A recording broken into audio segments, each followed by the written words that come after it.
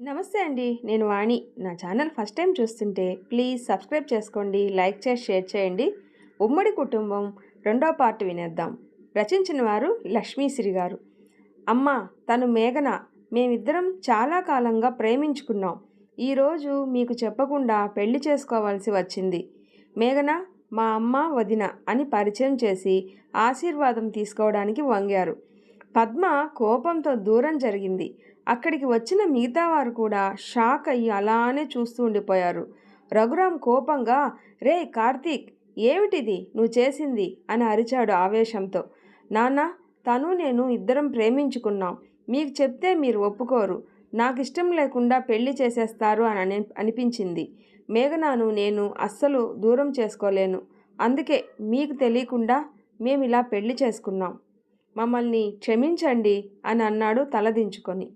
రఘురాం కోపంతో, ప్రేమిస్తే ఇంట్లో వాళ్ళకి ఒక మాట కూడా చెప్పకుండా పెళ్లి చేసుకోవాలా?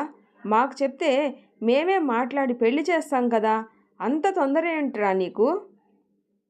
మీ అమ్మ నువ్వెప్పుడు వస్తావా అని, నీ పెళ్ళి ఎలా చేయాలా అని 10 రోజుల నుండి తిండి తిప్పలు మాని ఆలోచిస్తూ కూర్చుంటే నువ్వు చేసేది ఇదా? కొంచెమైనా ఆలోచించకుండా అని తల పట్టుకున్నాడు. అరవింద్ తల్లిదండ్రుల పరిస్థితి చూసి, కార్తీక్, నీ మీద నమ్మకంతో అమ్మ మామయ్యకి మాటిచ్చింది, స్వప్న ఈ ఇంటి చిన్న కోడలు అని. కానీ ఇప్పుడు నువ్వు వచ్చి ఇలా అంటే ఎలా? అమ్మ వాళ్ళకి ఇప్పుడు ఏమని సమాధానం చెప్పాలా అని మండిపడ్డాడు. అప్పుడే అనుకోకుండా పద్మ అన్నయ్య విశ్వనాథ్ కార్తీక్ వస్తున్నాడు అని తెలిసి అక్కడికి వచ్చాడు. దూరం నుండి అక్కడ జరిగింది చూసి కోపంతో కార్తీక్ అని అరిచాడు. కార్తీక్ మిగతా వారంతా వెనక్కి చూశారు. కార్తీక్, ఏంటి నువ్వు చేసింది? నిన్నే పెళ్లి చేసుకుంటాను అని వచ్చిన సంబంధాలన్నీ కాదంటూ నీకోసమే పిచ్చిదానిలాగా ఎదురు చూస్తూ ఉన్న నా కూతురు పరిస్థితి ఏమిటి అని అడిగాడు పక్కన మేఘన వైపు కోపంగా చూస్తూ. మావయ్య అది అని చెప్పాలని నోరు తెరిచాడు. తన గురించి ఒక్కసారి కూడా ఆలోచించకుండా ఈ అమ్మాయిని చేసుకున్నావు. ఏం నచ్చింది ఈ అమ్మాయిలో అంతలా నీకు? నా కూతురిలో లేనిదేమిటి, ఈ అమ్మాయిలో ఉన్నదేమిటి అని పైనుండి కింద వరకు చూశాడు కోపంతో. మేఘన ఆ మాటలకి ఇబ్బంది పడుతూ తలదించుకుంది. బయట ఉన్న జనం, పక్కింటి వాళ్ళు తొంగి తొంగి చూస్తూ అక్కడికి చేరారు. ఒక ఆడపిల్ల ఎలా ఉండాలని అనుకున్నానో అవన్నీ తనలో ఉన్నాయి. నా సంతోషం గురించి మీ అందరికంటే ఎక్కువగా ఆలోచించే తన మనస్తత్వం నాకు నచ్చింది. తనతో ఉంటే అన్నీ సంతోషాలే నాకు. తనని వదులుకోవడం నాకు ఇష్టం లేదు. అంటే నా కూతురు అలా లేదా అని అడిగాడు కోపంగా. స్వప్న గురించి నేను అలా ఏమీ అనలేదు. అయినా స్వప్న చిన్నప్పటి నుండి నాతో కలిసి ఆడుకుంటూ పెరిగింది. ఇప్పుడు తనని పెళ్లి చేసుకోవాలి అంటే ఎలా? నా మనసుకి కష్టం కలిగించే పనులు చేయడం నాకు ఇష్టం లేదు. ఆ మాటలకి విశ్వనాథ్ కోపంగా చూసి అక్కడి నుండి కదిలాడు. పద్మ అన్నయ్య అని పిలిచింది. ఎవరు నీకు అన్నయ్య? ఇచ్చిన మాట నిలబెట్టుకోలేని నీతో నాకు మాటలు అనవసరం. ఈ రోజు నుండి మీకు మాకు ఎటువంటి సంబంధం లేదు. మీరెవరో మేమెవరో అంటూ కోపంగా వెళ్ళిపోయాడు. అన్నయ్య ఆగు. స్వప్న గురించి మీకే కాదు నాకు బెంగగానే ఉంది. తనకి జరిగిన అన్యాయానికి నేను క్షమాపణలు చెప్తున్నాను. తన గురించి మీరు కంగారు పడకండి అని అన్నది వెనుక వెళ్ళి ఆపి. కంగారు పడకుండా ఎలా ఉంటాను? నీ కొడుకు నా అల్లుడు అని అందరికీ చెప్పుకున్నాను. ఇప్పుడు నా కూతుర్ని ఎవరు పెళ్లి చేసుకోవడానికి ముందుకు వస్తారు అని బాధపడతాడు దిగులుగా. స్వప్నకి నేనే ఒక మంచి అబ్బాయిని చూసి పెళ్లి చేస్తాను. నా తప్పుని నేనే సరిదిద్దుకుంటాను. నాకు ఆ అవకాశం ఇవ్వన్నయ్యా అని ప్రాధేయపడింది చేతులు జోడించి. నేను ఒప్పుకున్నా స్వప్న వేరే అబ్బాయిని పెళ్లి చేసుకోవడానికి ఒప్పుకోదు కదా. అదే నా ఆలోచన. నేను స్వప్నకి నచ్చ చెబుతానన్నయ్య.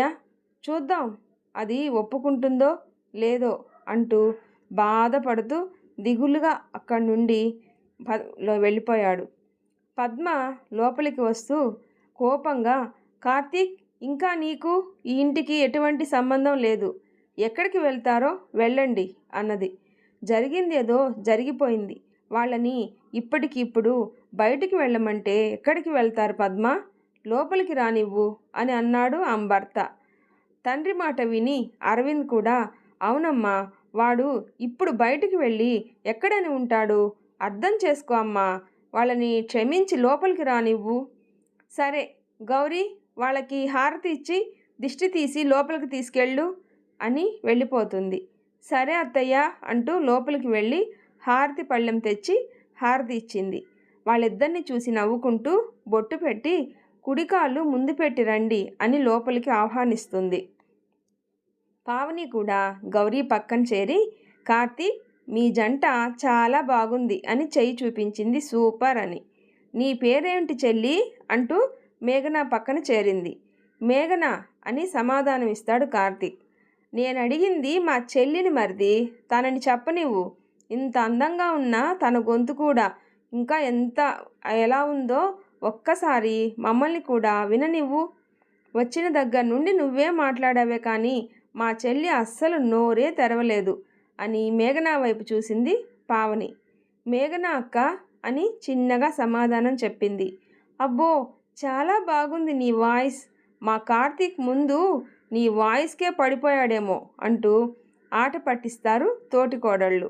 ఇద్దరు చెరో పక్కన చేరి, గౌరీ, అందరినీ భోజనం చేయడానికి పిలు అంటూ అత్త పద్మ అనేసరికి, అలాగే అత్తయ్య అంటూ గౌరీ ఆ పనిలో పడింది.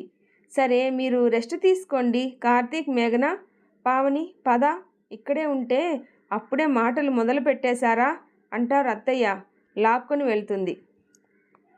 మేఘన సంతోషంతో, కార్తీక్, అత్తయ్య గారు అలా కోపంగా వెళ్ళిపోమంటే మళ్ళీ ఎక్కడికి వెళ్ళాలా అని కంగారు పడిపోయాను. మావయ్య, బావగారు అడిగారు కాబట్టి సరిపోయింది. లేకపోతే రోడ్డుపై నిలబడి ఎక్కడికి వెళ్ళాలి అని ఆలోచించాల్సి ఉండేది అని నిట్టూర్చింది. అలాంటి పరిస్థితి మనకు రాదని నాకు తెలుసు మేఘన. మా అమ్మకి చెప్పకుండా పెళ్లి చేసుకున్నాను అని కోపం, అంతే. అంతకు మించి నాపై ప్రేమ ఉంది. సరే బాబు, నేను ఒప్పుకుంటాను. ఇక్కడే ఇలా ఉంటే ఇక నాకు మా ఇంట్లో పరిస్థితి ఎలా ఉందోనని భయంగా ఉంది. మేఘన, నువ్వు ఇప్పుడు అవన్నీ ఆలోచించకు. పొద్దుట నుండి ఆలోచిస్తూ బాగా అలసిపోయి ఉన్నావు. ఇక ఆలోచించింది చాలు, వెళ్ళి ఫ్రెష్ అయ్యి రెస్ట్ తీసుకో. సరే, నువ్వు కూడా నా గురించి చాలా రిస్క్ చేసావు కదా, రెస్ట్ తీసుకో అంటూ చిలిపిగా బొగ్గగిల్లింది. కాసేపటికి గౌరీ వచ్చి తలుపు తోస్తూ మేఘనను కార్తీక్ ముద్దు పెట్టడం చూసి, సారీ మేఘన, డిస్టర్బ్ చేశాను, ఇప్పటికే ఆలస్యమైంది, భోజనం చేసేసి రెస్ట్ తీసుకోండి అంటూ వాళ్ళకి రూమ్లోకి భోజనం తీసుకొని వచ్చి పెట్టేసి వెళ్ళిపోతుంది హడావుడిగా. కార్తీక్, మేఘన సిగ్గుతో ఇద్దరు దూరం జరిగారు. మేఘన ఆ ఇంట్లో త్వరగా కలిసిపోవాలి అనుకొని అందరితో మంచిగా ఉండాలి అని ఎలా అని ఆలోచిస్తుంది. ఆ తర్వాత రోజు మేఘన పొద్దున్నే లేచి తలస్నానం చేసి రెడీ అయ్యి వంట రాకపోయినా వంటగదిలోకి వెళ్తుంది, తోటికోడళ్లతో పరిచయం పెంచుకోవాలని ఆశతో. అప్పుడే గౌరీ, పావని ఇంట్లో అందరి కోసం టిఫిన్ చేయడంలో అటు ఇటూ తిరుగుతూ ఒక్కో పని ఒకరికొకరు చెప్పుకుంటూ పనిలో మునిగి ఉన్నారు. వాళ్ళని చూసి దగ్గరికి వెళ్తూ, హాయ్ అక్క, గుడ్ మార్నింగ్, నేను సాయం చేయనా అంటూ గౌరీ చేసే చట్నీ పని చూస్తుంది. ఆ మాటకు చిరునవ్వుతో, వద్దులే మేఘన, నువ్వు ఇప్పుడే వచ్చావు కదా, నువ్వు గొప్పింటి నుండి వచ్చావు, నీకు ఈ పనులు అలవాటు ఉండవు, నేను చూసుకుంటాను. ఎలాగో పావని నాకు సాయం చేస్తుంది, నువ్వు వెళ్ళి కూర్చో అని అన్నది. హా అక్క, అవును, నాకు ఈ పనులు అలవాట్లేదు. నేను మా ఇంట్లో కిచెన్లో కూడా త్వరగా ఎప్పుడూ వెళ్ళను. అమ్మ, వదిన వంట చేస్తారు, కానీ ఇప్పుడు వంట నేర్చుకోవడం మొదలు పెట్టాలి. మా అమ్మ నాకు ఏ పని చెప్పదు, అందుకే వంట నేర్చుకోలేకపోయాను అని సిగ్గుపడింది తలదించుకొని ఇబ్బందిగా. అవునా, పర్వాలేదులే మేఘన, నేను పావని చేస్తున్నప్పుడు చూసి నెమ్మదిగా నేర్చుకో. నువ్వు ఎక్కువగా ఆలోచించుకో. నీకు ఇక్కడ ఏ ఇబ్బంది రాకుండా చూసుకోవటానికి మేమిద్దరం అక్కలం ఉన్నాం కదా అంటూ నవ్వేసింది. ఆ మాటకి మేఘన సంతోషపడి, థ్యాంక్స్ అక్క, మీరు నా ఇబ్బంది అర్థం చేసుకొని నాకు ప్రతి క్షణం తోడుగా ఉంటున్నారు అని అన్నది. అయ్యో, దీనిలో ఏముంది థ్యాంక్స్ చెప్పడానికి, ఇక మీదట మనమంతా కలిసి ఉండాల్సిన వాళ్ళమే కదా. సర్లే, కార్తీక్ లేచి ఉంటాడు, కాఫీ పట్టుకొని వెళ్ళు పావని మేఘనాకి కాఫీ రెడీ చేసివ్వు అని పావనికి చెప్పి తన పనిలో పడింది గౌరీ మిక్సీ కోసం పక్కకి వెళ్తూ. సరే అక్క, రా మేఘన, నీకు కాఫీ ఎలా చేయాలో చూపిస్తాను, చూసి నేర్చుకో అని పావని తనకి ముందుగా కాఫీ ఎలా పెట్టాలో, ఏవేవి ఎంత కొలతలు వేసుకోవాలి అర్థమయ్యేలాగా వివరించి చూపిస్తుంది. తోటికోడలు పెట్టిన కాఫీ తీసుకొని భర్తకి ఇవ్వడానికి తన గదికి వయ్యారంగా వెళ్తుంది. అప్పటికింకా కార్తీక్ లేవడు. ఆమె వెళ్ళి భర్త ఇంకా మంచం మీదే ఉండటం చూసి నడుం మీద చేయి వేసుకొని, కార్తీక్ లే, టైం ఎంతైందో తెలుసా అని కిటికీకున్న కర్టెన్ తీసి దూరంగా జరుపుతుంది. సూర్యుని వెలుగు మీద పడి చిరాకు పడి పక్కకి తిరిగి పడుకుంటూ, అబ్బా మేఘన, కాసేపు పడుకోనివ్వు బంగారం అంటూ గారాలు పోతూ దుప్పటి కప్పుకున్నాడు. ఇప్పటికే చాలా లేట్ అయింది లే అని అంటూ భర్తను లేపడానికి ప్రయత్నం చేసింది. అంతలో మేఘన ఫోన్ రింగ్ అవుతుంది. మేఘన ఫోన్లో వదిన నెంబర్ చూడగానే సంతోషపడి మాట్లాడుతూ, హా వదిన చెప్పు, ఇంట్లో అందరూ నా గురించి ఏమని అనుకుంటున్నారు అని వరుసగా ఆగకుండా ప్రశ్నలు వేసింది కంగారుగా. ఏమంటారు, నువ్వు చేసిన పనికి మావయ్య అత్తయ్యని తిడుతూ ఉన్నారు. నిన్ను జాబ్ చేయడానికి అత్తయ్య ఒప్పించింది కదా, అందుకు అని పల్లవి కొంచెం కోపంగా మాట్లాడింది. అవునా, పాపం, నా వల్ల అమ్మ ఇబ్బంది పడుతుంది. అమ్మ ఏమంటుంది మరి?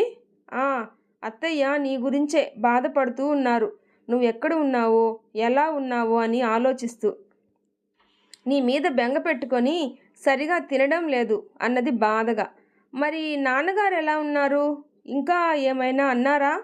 మేఘనాతో మనకు ఇంకా ఏ సంబంధం లేదు, మనల్ని కాదనుకొని వెళ్ళిపోయింది కదా, తన గురించి ఇంకా ఎవ్వరూ ఆలోచించకండి, మేఘన పేరు కూడా ఈ ఇంట్లో వినిపించకూడదు అని చాలా కోపంగా చెప్పారు.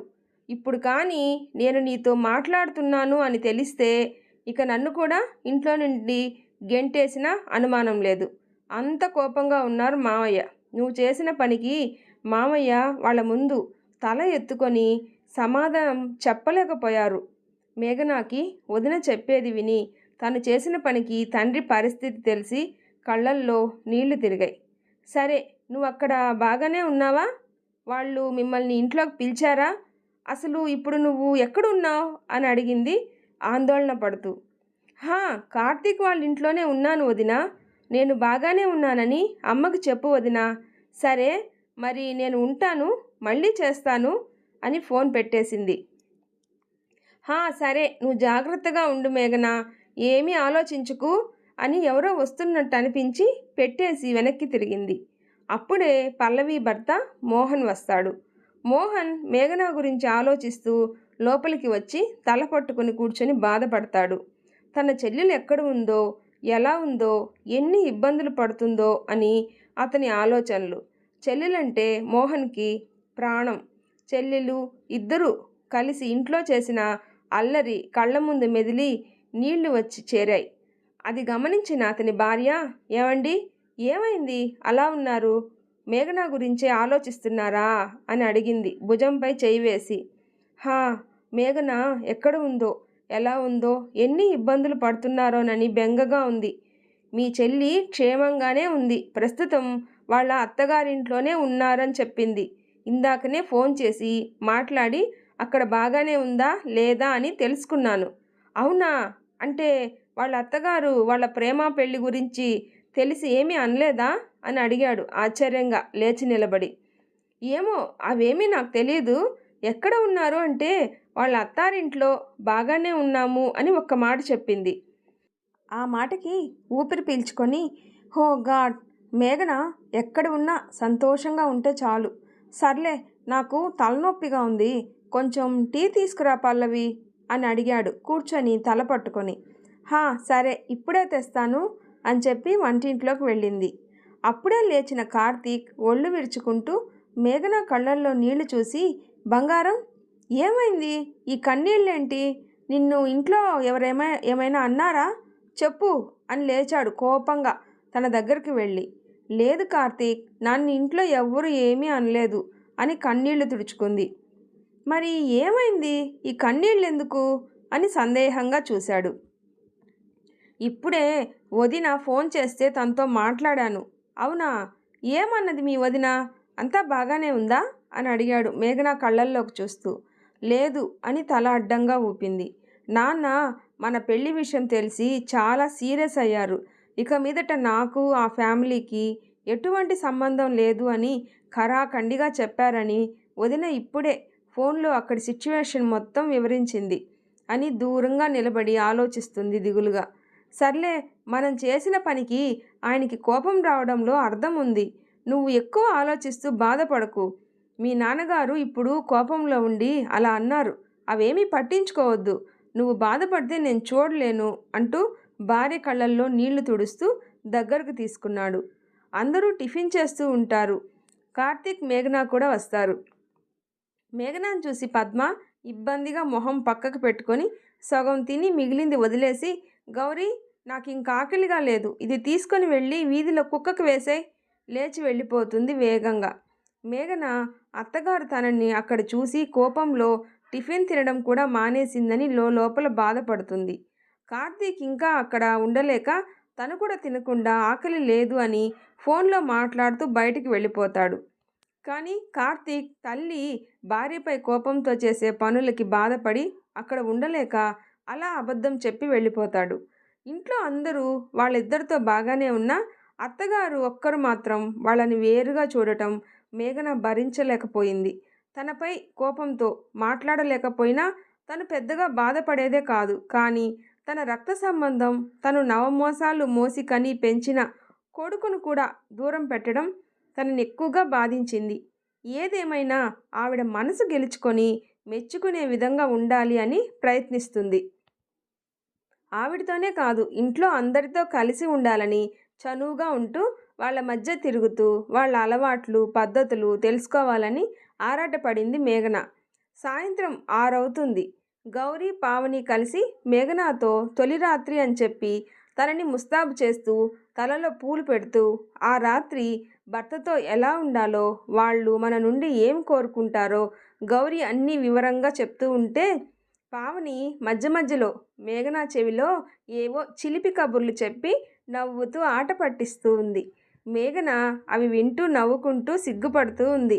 గౌరీ, పావని ఇద్దరూ కలిసి మేఘనాను అందంగా రెడీ చేస్తారు. గౌరీ అద్దంలో చూసి, ఈ చీరలో ఎంత అందంగా కనిపిస్తున్నావో తెలుసా, దేవకన్యలాగా అంటూ దిష్టి తీసింది చేతి వేళ్ళ మెటికలు విరిచి. పావని అది చూసి, కార్తీక్ నిన్ను ఇలా చూస్తే ఇంక అంతే, ఎగిరి గంతేస్తాడు, సరే రా ఇంకా అని మేఘనాని గది లోపలికి పంపి వెళ్తూ గుడ్ నైట్ చెప్పి వెళ్ళిపోతారు. తర్వాత ఏం జరుగుతుందో నెక్స్ట్ పార్ట్లో తెలుసుకుందాం. వీడియో నచ్చితే ప్లీజ్ లైక్ చేసి షేర్ చేయండి, సబ్స్క్రైబ్ చేసుకోండి. Thanks for watching.